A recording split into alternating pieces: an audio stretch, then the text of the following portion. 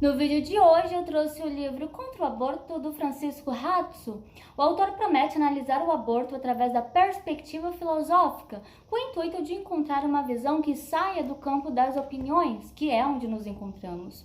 Nos debates, nós podemos ver que o que na verdade chamam de debate não passam de um eufemismo, porque o que acontece é apenas uma propaganda pró-aborto com apelos emotivos e retóricos. Os argumentos no livro em prol do aborto são argumentos que nós vemos no nosso cotidiano.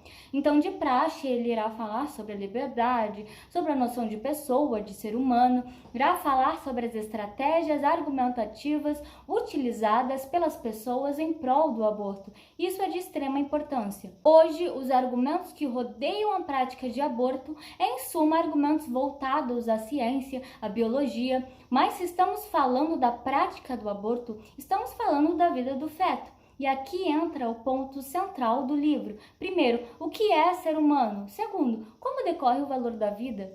E a mera ciência e a biologia não possuem as respostas para essas questões. Dizer que o feto ele possui um potencial de vida é reduzir a discussão aos tais semanas é vida, tais semanas não é. E você acaba tendo que escolher um lado. Só que não deveria ter uma escolha a ser feita. Ou o feto, ele é algo ou ele não é nada. Ou ele merece o pleno desenvolvimento natural que acontece pela sua existência, ou ele não possui capacidade de existência, de desenvolvimento próprio. É por isso que Francisco, ele começa falando sobre a forma com que devemos lidar com o debate. Se é apresentado pontos que dependem apenas de um poder retórico, onde o lado que convence ganha, como é apresentado nessa escolha da Semana dos Fetos, não nos é apresentado um debate de fato. Há apenas um controle de uma discussão com base na capacidade de manipulação dos meios, como fazem os sofistas. Não são apresentados argumentos sólidos baseados na filosofia para explicar a existência humana, o que caracteriza uma pessoa ser pessoa, quais são os limites da nossa liberdade, se há um limite, mas nós vemos argumentos com base na mera ciência e biologia. E mesmo assim são argumentos que potencializam a prática de aborto. Inclusive, a própria palavra aborto ou a interrupção da gravidez são termos utilizados para mascarar o que de fato é aborto, o que é assassinato de bebês no ventre. É encontrado, então, nos debates apenas uma utilização da retórica para falar sobre o aborto. Não há uma discussão de fato a ser feita. Quando, por exemplo, eu fazia faculdade, e eu fazia direito, então não era incomum ver legalistas utilizando decisões jurídicas para justificar a prática. E nesse ponto, o escritor lembra que colocar de lado o debate filosófico acerca do status pessoal e moral do embrião como irrelevante e subjetivo para o direito é querer solucionar o problema só à luz da decisão jurídica supostamente objetiva, que de maneira arbitrária força a diferença entre pessoa constitucional e pessoa. Acaba por ser o mesmo raciocínio que escravizou negros, subjugou mulheres, castrou compulsoriamente doentes mentais, ou seja, um raciocínio de um perfil relativista e tirânico do poder, porque se é uma decisão jurídica e só por isso ela deve ser considerada moralmente adequada, moralmente válida, então não deveríamos criticar tanto o regime nazista, que tinha base jurídica para tal. E esses detalhes não nos deixam margem para questionamentos. Com base nisso, o Francisco ele explora o conceito principal para esse debate, que é a pessoalidade. Ele defende o preceito de que todo embrião é pessoa desde o momento da concepção, e não somente um amontoado de células. Ele diz que o embrião não deve ser considerado uma pessoa somente a partir do momento em que desenvolve o sistema nervoso central capaz de consciência e racionalidade, e sim por ele já ser pessoa que desenvolverá o sistema nervoso central capaz de consciência e racionalidade. O ser humano não é pessoa por ser consciente e racional, mas será consciente e racional por ser pessoa. Porque se diz que alguém é pessoa, primeiro se está dizendo que ela não é em virtude das funções, da composição material de certos atributos dado a um sujeito, mas que seus atributos funcionais se estruturam em razão do que a pessoa já é. A embriologia, ela é importante para entendermos o processo de gestação, mas não é tudo. A ciência, ela serve como acessório para a filosofia. Então, argumentos como tais semanas sim, tais semanas não, apenas um amontoado de células, não deveriam existir para atribuir ao embrião o momento em que ele será considerado pessoa ou não, porque não há grau de relatividade. Ou ele é uma pessoa por si só, ou não. Nós não vemos os mesmos argumentos serem apresentados quando o embrião é um filhote de cachorro ou de gato. Mas tais argumentos são utilizados em debates pelo uso do relativismo. Se eu quero que o embrião não seja considerado pessoa, porque se ele for considerado pessoa, ele será dotado de direitos e segurança e eu não vou conseguir matá-lo, então assim será. Também vemos muito o uso do argumento da liberdade da mulher como justificativa para a prática do aborto.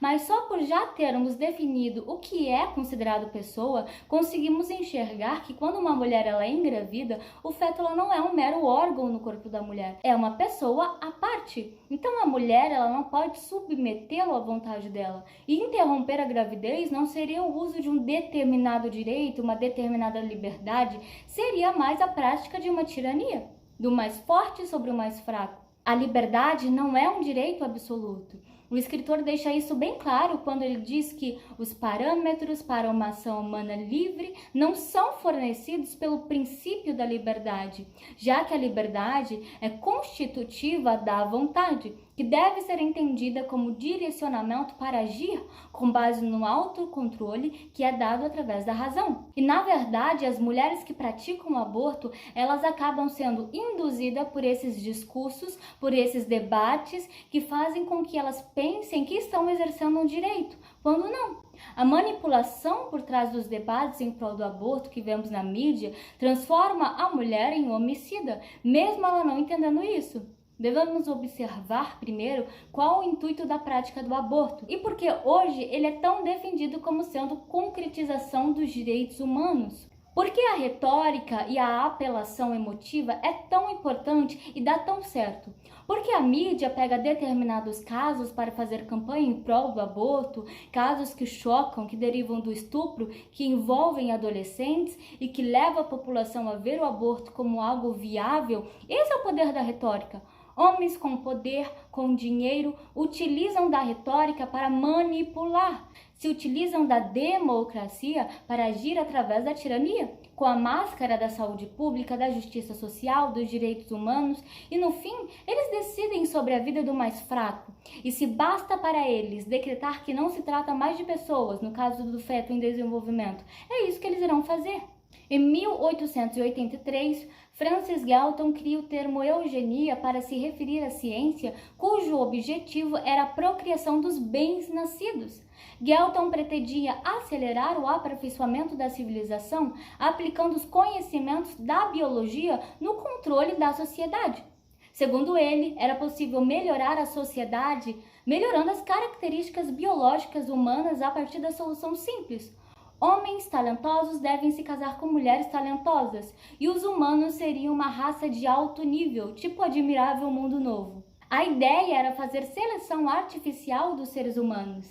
50 anos depois, Adolf Hitler, ao ser eleito na Alemanha, promulga a lei de esterilização para deficientes mentais e físicos como parte do programa de aperfeiçoamento e pureza da raça. Isso pode parecer aos nossos olhos horrível, porque é mesmo, mas não é diferente do aborto defendido nos dias atuais. Você não precisa ir longe para ver a origem racista, eugênica e preconceituosa do aborto. Muitos, para defender o aborto, acabam dizendo que liberar o aborto em determinados locais evitaria a expansão da criminalidade. E isso eu já presenciei inúmeras vezes. É melhor matar do que nascer pobre, é melhor matar do que nascer feio, é melhor matar do que ter alguma debilidade física e, por consequência, atrapalhar a vida da mãe. Por que viver entre os feios, doentes, criminosos, degenerados, incapacitados, se é possível criar de uma maneira oportuna, rápida e gentil uma sociedade inteira de pessoas bonitas, dispostas, saudáveis, justas e capacitadas? A mídia se utiliza de determinados casos não para ser mais humanitária e defender direitos, mas por simplesmente querer manipular em prol dos detentores de poder as situações para a legalização do aborto. Afinal, o aborto por si só não irá curar um trauma, não irá desfazer um crime, não irá diminuir os casos de violência ou aumentar a segurança pública. Muito pelo contrário, irá ter mais casos de homicídio, mas nesse caso serão desconsiderados. Nós devemos analisar os debates em prol do aborto com base na filosofia. Como diz o Francisco, a filosofia busca fornecer diagnósticos sobre o estado atual das nossas ideias mais do que prescrever receita. Porque era e ainda é preciso perguntar pelos nossos limites das nossas ações éticas e políticas antes de a elite representante da vontade do povo decidir o que fazer com a vida dos outros. Enfim, saber se nós não seremos os principais agentes das injustiças. E o vídeo de hoje foi esse, espero que vocês tenham gostado. O livro ele irá falar muito sobre os debates que nós temos no Brasil, mas achei interessante esses pontos que eu trouxe porque o vídeo ficaria muito longo se eu falasse tópico por tópico, como disposto no livro. E é isso, Deus abençoe vocês e tchau, tchau.